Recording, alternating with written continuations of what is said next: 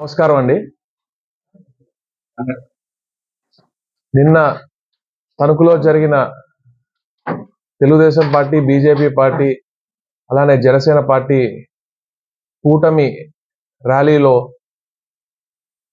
వ్యక్తిగతంగా కార్బో నాగేశ్వరరావు గారిని, మా ఫాదర్ని, అలానే నన్ను టార్గెట్ చేయడం జరిగింది. కార్బో నాగేశ్వరరావు గారు ఏదైతే తణుకు గురించి అన్నీ కూడా వివరణ ఇవ్వడం జరిగింది నిన్న రాత్రి ప్రెస్ మీట్లో. అలాగే నా గురించి కూడా మాట్లాడారు కాబట్టి ఏదో తణుకులో నేను కూడా ఏదో దోచేసుకున్నట్టుగా మాట్లాడారు. అలానే ఏవో హైదరాబాద్లో 2 స్టీల్ ఫ్యాక్టరీలు కట్టేసుకున్నామంట తణుకులో దోచేసుకుని, అలానే ఇంకేవేవో మాట్లాడడం జరిగింది. ఈరోజు ఒకటే చెప్తున్నానండి, ఒక 33 ఏళ్ల యువకుణ్ణి మరి జగన్మోహన్ రెడ్డి గారు మరి ఏలూరు పార్లమెంట్ అభ్యర్థిగా నన్ను నిలబెట్టారు. అది కూడా ఒక బీసీని కాబట్టి, మరొక బీసీని కాబట్టి, మరి కార్బో నాగేశ్వరరావు గారి కొడుకుని కాబట్టి ఇంకా తట్టుకోలేక ఇలా టార్గెట్ చేశారని చెప్పి నేను నమ్ముతున్నాను.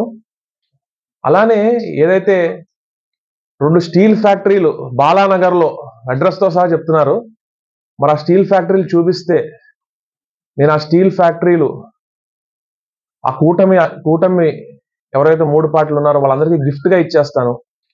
రాజకీయాల్లోంచి తప్పుకుని నేను బయటికి వెళ్ళిపోతాను, ఇంకెప్పుడు కనపడను కూడా ఈ రాజకీయాల్లో.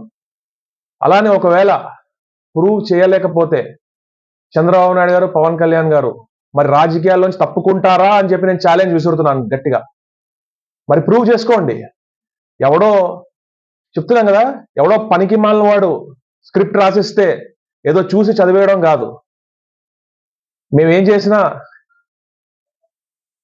ప్రజలకి మంచి కోసం చేసాం. తణుకులో మరి 2 సార్లు గెలిచాం. మరి స్వాతంత్రం వచ్చినప్పటి నుంచి ఎప్పుడు అక్కడ ఒక బీసీ అభ్యర్థి గెలవలేదు. మరి ఫస్ట్ టైం కార్బో నాగేశ్వరరావు గెలిచారు, మళ్ళీ రెండోసారి మొన్న గెలవడం జరిగింది, మళ్ళీ ఈసారి 3వ సారి గెలవబోతున్నారు. మరి అంత ఆదరించిన ప్రజలు మరి ఇంకేదో అసూయతో కక్ష సాధింపుగా ఏదో ఇష్టం వచ్చినట్టు మాట్లాడితే మాత్రం అది కరెక్ట్ కాదు. బాబు కొడుకు ఇద్దరిని ఓడించేస్తా అంటున్నారు పవన్ కళ్యాణ్ గారు. పవన్ కళ్యాణ్ గారు మమ్మల్ని ఓడించడం పక్కన పెట్టండి, ఫస్ట్ మీ గెలుపు చూసుకోండి. పవన్ కళ్యాణ్ గారు, టీడీపీ వాళ్ళే మిమ్మల్ని తిడుతున్నారు, అక్కడ టీడీపీ వాళ్ళే మీకు సహకరించట్లేదు, ఫస్ట్ అది చూసుకోండి. అది చూసుకోకుండా జగన్ గారిని అతాపాతాలని తొక్కేస్తాము, అబ్బా కొడుకుల్ని ఓడించేస్తాము, గోస్తాని నదిలో కలిపేస్తాము, ఇవన్నీ ఎందుకండి? ప్యూర్ పాలిటిక్స్ చేయండి. ఒక యువకుడిగా చెప్తున్నాను, ఇలాంటి మాటలు సినిమాల్లో బాగుంటాయి కానీ బయట అసలు బాగోవండి. ఎందుకంటే మనం ఒక సొసైటీలో ఉన్నాము. ముఖ్యంగా యువతకి మీరు ఏం ఉద్దేశిద్దాం అనుకుంటున్నారు? మీరు యువకులకి ఎన్ని సీట్లు ఇచ్చారు? మీ 24 సీట్ల 24 కాస్త గాయత్రి మంత్రం అన్నారు, 24 కాస్త 21 వచ్చింది. మళ్ళీ అందులో 11 సీట్లు టీడీపీ వాళ్ళకి ఇచ్చేసి మళ్ళీ వైఎస్ఆర్ కాంగ్రెస్ నుంచి వెళ్ళిపోయిన వాళ్ళకి సీట్లు ఇచ్చి, అసలు చెప్పాలంటే ఈరోజు జనసేన పార్టీ నాయకులు, కార్యకర్తలు ఎలా బాధపడతారో చూస్తున్నాము. మన పోతిన మహేష్ గారి మాటల్లోనే వింటున్నాము.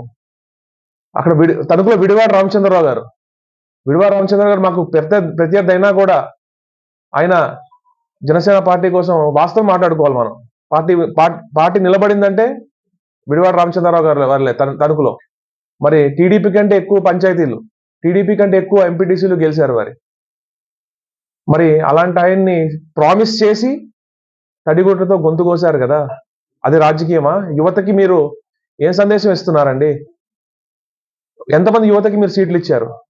మరి ఈరోజు నాకు 33 ఏళ్ళైనా కూడా జగన్మోహన్ రెడ్డి గారు నేను క్లీన్గా ఉంటాను, నేను నా పని ఏదో నేను చేసుకుంటాను, నేను మా ఫాదర్ మినిస్టర్ అని కూడా నేను ఎవరికి చెప్పుకోను. ఎందుకంటే పదవి అనేది శాశ్వతం కాదు.